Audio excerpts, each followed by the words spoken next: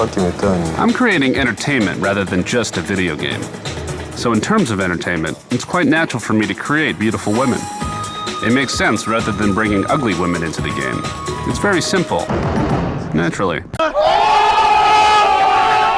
out of line, but he's right. Well, let's be nice. Let's be nice. We don't have to go there. I mean, you're not wrong, but you didn't have to say it. I mean...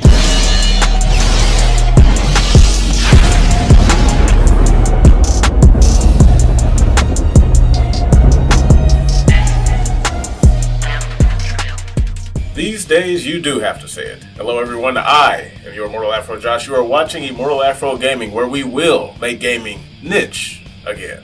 Dominating the Western gaming space for far too long are endless headlines and videos debating on one of the most pointless matters in all of entertainment: the perception and inclusion of women. Discussions ranging from why you shouldn't modify games like Baldur's Gate 3 to make them more attractive, to complete revisionist interpretations of traditional forms of media in a pathetic attempt to make female characters seem so much more competent than before. It's clear that this issue, and many others like it, is understandably ruining the fun escapism element that most of gaming and entertainment is supposed to provide for us. Well, despite all of the not fun we've been having over the past decade, you'll be surprised to learn that there is a simple solution to our predicament. Who's in? No, not you, Seamus. Ah, poo. That's right, removing women from the Western game development process. Yeah, go ahead and get your pitchforks and torches out. I will gladly die on this hill. Because whether or not you want to admit it, the continuous increase in manufactured outrage involving fictional female characters is just bullshit. Women in gaming has always been handled exceptionally well until their forceful inclusion into the game development process. Propagandists like Anita Sarkeesian infiltrated the once flourishing gaming industry and infected it with all forms of rhetoric and accusations, transforming our once fun and enjoyable hobby into an insufferable self-loathing test of one's patience. Now, of course, there are several issues plaguing the gaming industry, no doubt about it, but the increasing feminine influence is the most problematic in my opinion and needs to be dealt with immediately. Historically, gaming has always been a male-dominated interest. Even now, several decades later, men still make up the overwhelming majority of the gaming community, despite the significant rise in female interest within the past 3 console generations. If you are at least 27 years old, you should be able to remember a time when the gaming industry was a much simpler animal. There were your good and great games, underrated masterpieces, and the usual bad and downright weird games. But controversies usually came from outside the gaming bubble. Ignorant Karens and politicians would usually embarrass themselves trying to speak on a world they knew little to nothing about.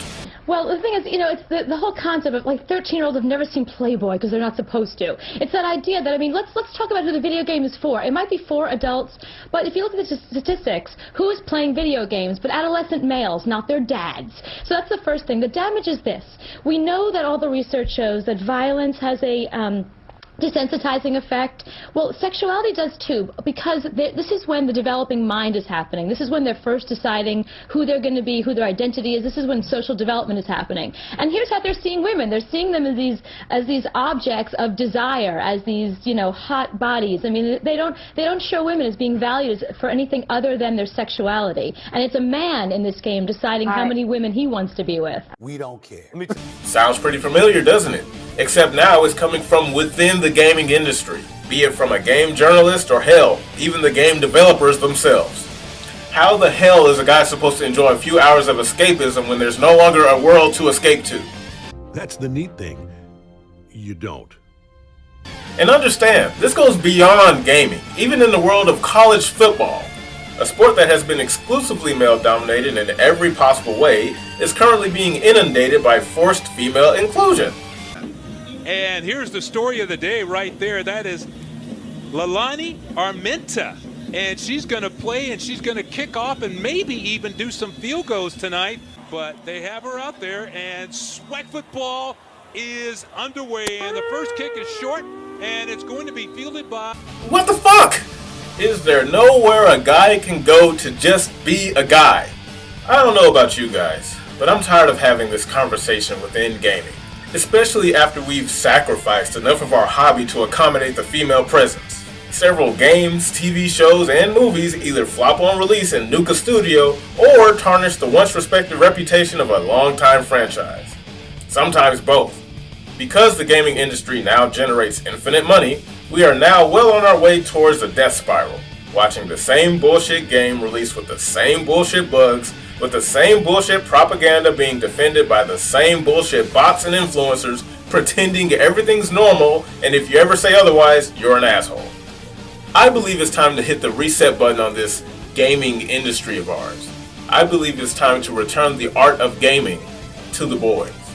That old G4 interview with Tomonobu Edegaki is a premium blueprint that describes the proper way gaming was intended. Say what you want about him, but he had the formula down to a science. Bring back the good old days when all you needed was an interesting idea and a group of fucking nerds working together to bring that idea to life. The current corporatized nature of the modern gaming industry has essentially mandated things like inclusivity and representation, things that are aligned with feminine interest. And as far as I'm concerned, these additions have yielded no true benefit to gaming. But hey, perhaps maybe you disagree. If you're an annoying simp or a pathetic feminist, feel free to leave a dislike down below.